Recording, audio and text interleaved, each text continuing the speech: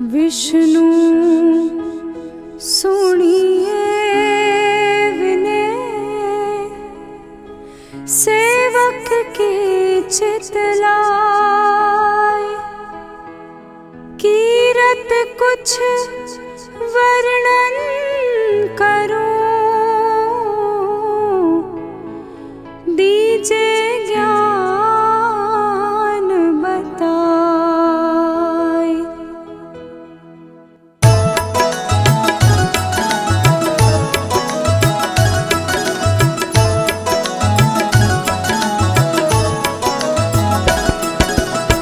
नमो विष्णु भगवान खरारी, काष्ठ न छावन अखिल बिहारी।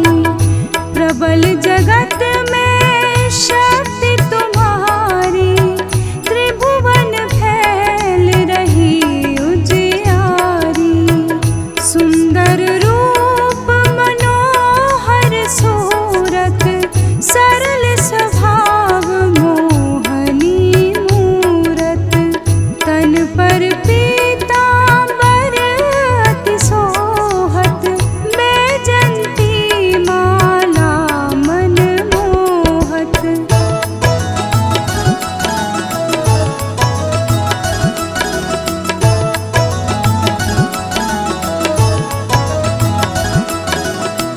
शंख चक्र कर गदा बिराजे, देखत दैत असुर दल भाजे। सत्य धर्म मद लोभ न गाजे, काम क्रोध मद लोभ न छाजे। संत भक्त सज्जन मनरंजन, दनुज असुर दुष्टन दल भंजन।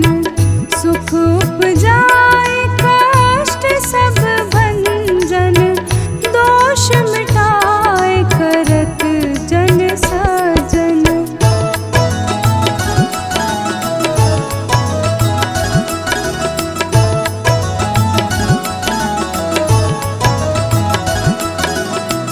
पाप काट भव सिंधु तारण, कष्ट नाश कर भक्त उबारण।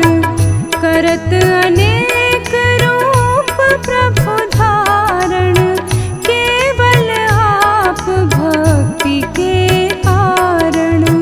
धरणी धेनु बन तुम्ही पुकारा, तब तुम रूप राम का धारा।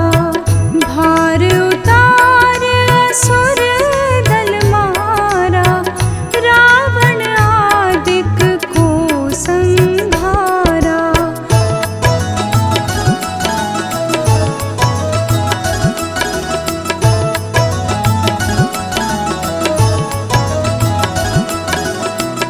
आप वराह रूप बनाया, हिरणाक्ष को मार गिराया।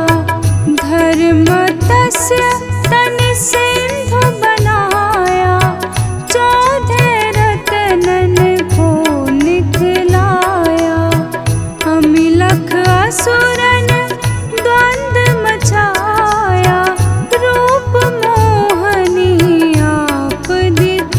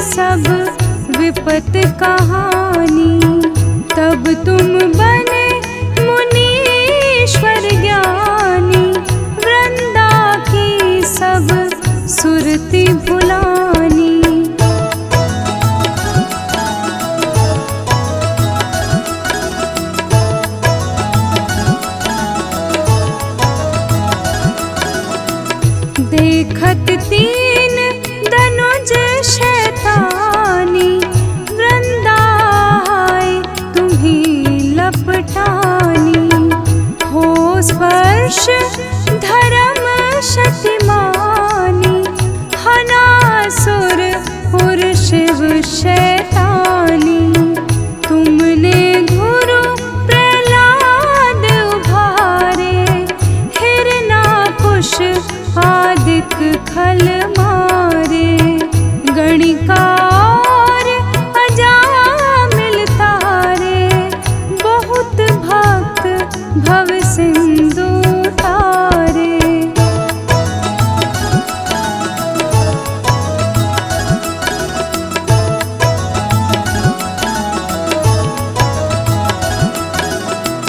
हरहु सकल संताप हमारे, कृपा करहु हरि सिरजनहारे। देखूं मैं नित दर्श तुम्हारे, दीन बंधु भक्तन हितकारे। चाहत आपका सेवक दर्शन, करहु दया अपनी मधुसूदन। जानू नहीं योग्य जप पूजन, होए यज्ञ स्तुति अनुमोदन।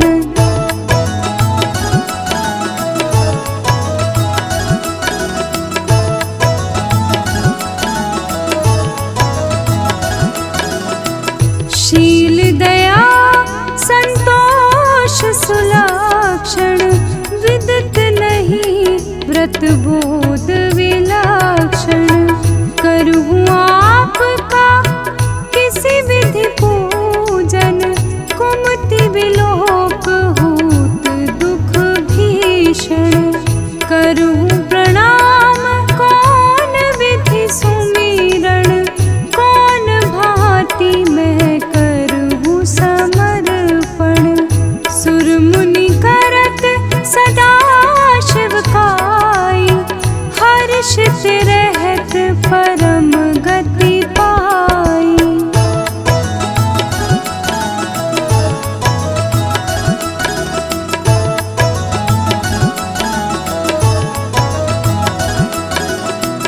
दीन दुखिन पर सदा सहाय, निज जन जान लेव अपनाई। पाप दोष संताप